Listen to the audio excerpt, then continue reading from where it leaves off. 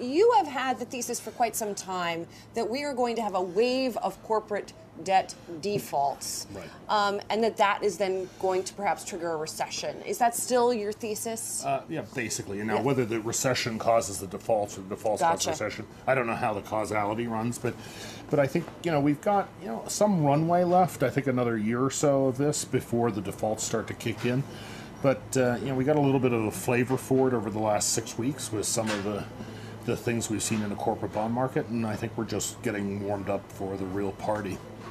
And what makes you think that this is going to happen? Well, when you look at leverage in the corporate sector, whether you want to say in absolute terms or as a percent of GDP or as a percent of corporate earnings, we have never been this levered.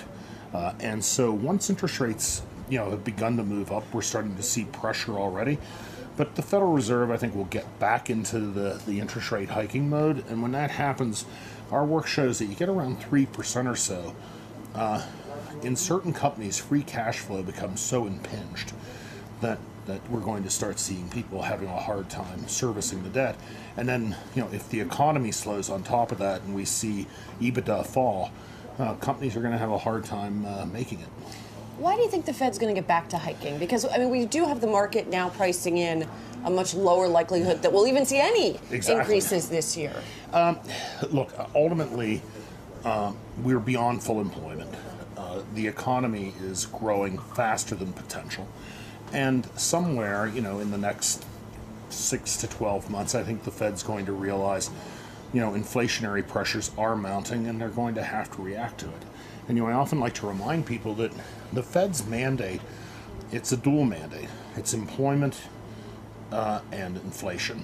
Well, we're past full employment.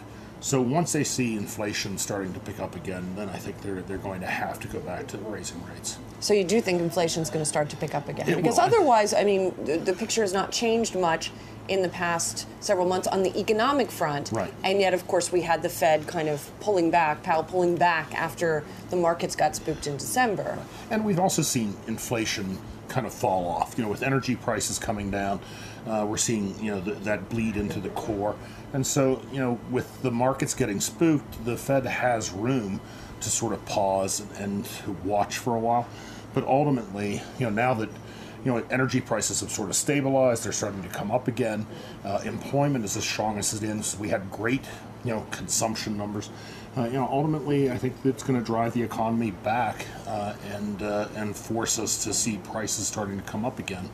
But I think that's a sort of second half of the year phenomenon. Okay. Now, as you know, we're here at Davos, and there's been a lot of talk about slowing economic growth on a global basis. We have the IMF cutting its forecast. Right. So it seems like people are sort of coming around to what you're talking about. Well, and I think the reaction function of the policymakers is starting to kick in. Right, the Federal Reserve realizes things are kind of slowing down globally. They're concerned about that spilling into the U.S.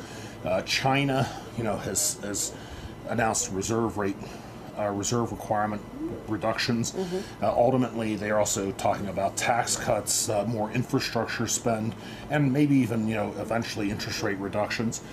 Europe, Germany is probably technically in a recession right now. Merkel's talking about tax cuts.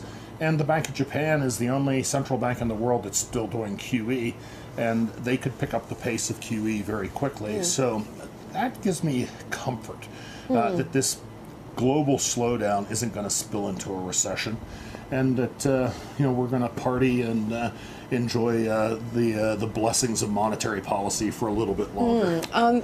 Is the scenario you're talking about, though, priced into the markets? We did have the big pullback in December, at least in U.S. equities, right? And we've since come back to some extent. Right. I don't think we've fully priced it in yet. I think near term, with all the uncertainty in the world, the sort of the dour feeling you get here at Davos about the global economy, I think we're vulnerable near term for more noise in the markets.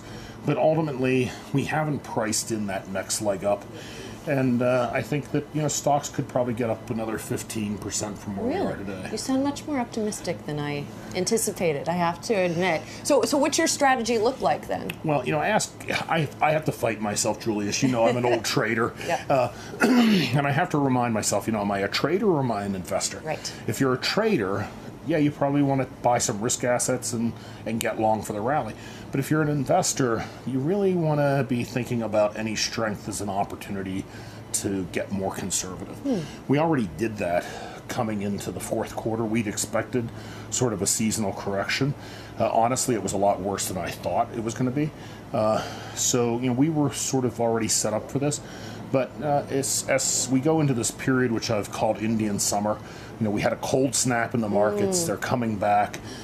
This will be a good opportunity to de-risk further and get ourselves set up for what I think is going to be a fairly hard time for the markets in 2020, 2021. All right, Scott, great to get some time with you. Scott Meindert of Guggenheim. Adam, I'm going to send it back to you. You'll be seeing more of me later. And we look forward to it because a lot of news coming out of Davos. Julie Hyman, thank you very much. Scott, thank you as well.